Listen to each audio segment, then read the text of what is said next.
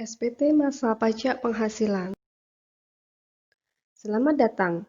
Mari bekerja sama, lakukan yang terbaik untuk belajar sebanyak yang kita bisa, dan saling menghormati serta mendukung satu sama lain melalui semua tantangan.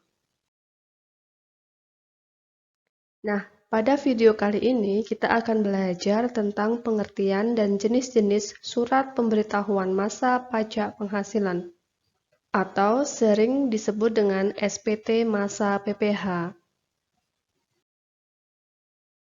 Indikator pembelajaran pada video kali ini yaitu memahami pengertian SPT Masa Pajak Penghasilan, memahami dan menganalisis jenis-jenis SPT Masa Pajak Penghasilan.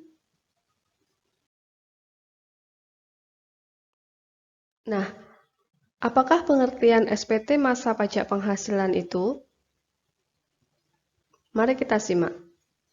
SPT Masa PPH merupakan dokumen yang digunakan untuk melaporkan pajak yang dipungut dari hasil pendapatan ekonomi setiap wajib pajak dan dilaporkan pada setiap masa pajak atau setiap bulan.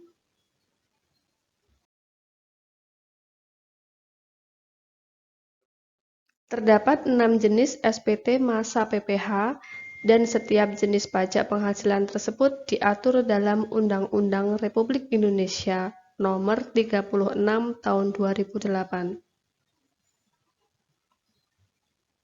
Yang pertama, SPT masa PPH Pasal 21 atau 26, SPT masa PPH Pasal 22, SPT masa PPH Pasal 23 atau 26, SPT masa PPH Pasal 25, SPT masa PPH Pasal 4 Ayat 2 atau sering disebut dengan SPT masa PPH final, dan yang terakhir adalah SPT masa PPH Pasal 15.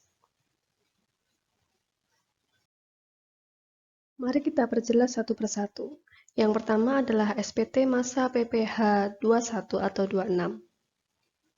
SPT ini digunakan untuk melaporkan pajak penghasilan karyawan, di mana pasal 21 itu mengatur karyawan Indonesia dan pasal 26 mengatur karyawan asing yang berdomisili di Indonesia. Batas waktu pembayaran jatuh pada tanggal 10 bulan berikutnya, kemudian diikuti oleh batas akhir waktu lapor SPT ini yaitu tanggal 20. Yang kedua, SPT masa PPH Pasal 22. Nah, SPT ini digunakan untuk melaporkan pajak yang dipungut bendaharawan pemerintah yang berkenaan dengan penghasilan dari transaksi impor. Batas waktu pembayaran jatuh pada hari berikut setelah pajak dipungut, dan batas waktu lapor SPT ini jatuh pada hari kerja akhir minggu berikutnya.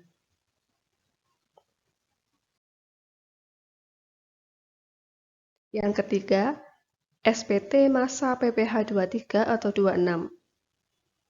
Nah, ini adalah sehubungan dengan pajak yang dipotong dari hasil transaksi modal seperti dividen, bunga, royalti, hadiah, dan penghargaan, sewa dan pendapatan yang terkait dengan aset selain dari transaksi tanah dan bangunan atau jasa. Pasal 23 diperuntukkan untuk transaksi yang terjadi dengan wajib pajak Indonesia. Sedangkan pasal 26 merupakan orang asing atau badan usaha tetap milik asing. Batas waktu pembayaran jatuh pada tanggal 10 bulan berikutnya dan batas waktu melapor SPT yaitu pada tanggal 20.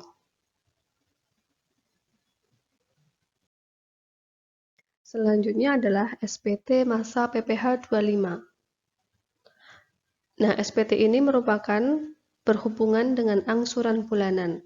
Batas waktu pembayaran jatuh pada tanggal 15 bulan berikutnya, sedangkan batas waktu pelaporan SPT yaitu tanggal 20. SPT masa PPH Pasal 4 Ayat 2 atau sering disebut dengan SPT masa PPH final.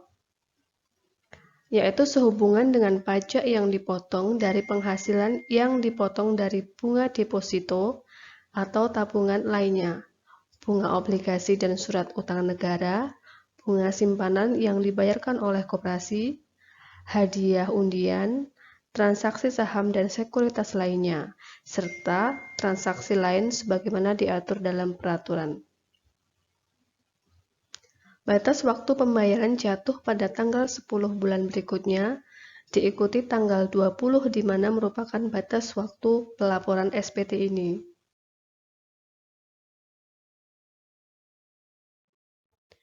Lanjut SPT masa PPh 15.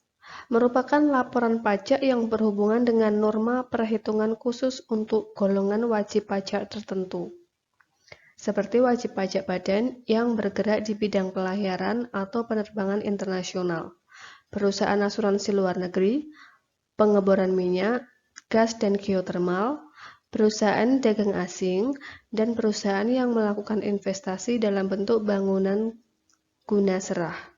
Nah, batas waktu pembayaran jatuh pada tanggal 10 bulan berikutnya dan diikuti tanggal 20 sebagai batas waktu pelaporan. Nah, demikian materi yang sudah saya sampaikan. Ada semacam quote. Katakan padaku dan aku lupa. Ajari aku dan aku ingat. Libatkan aku dan aku belajar.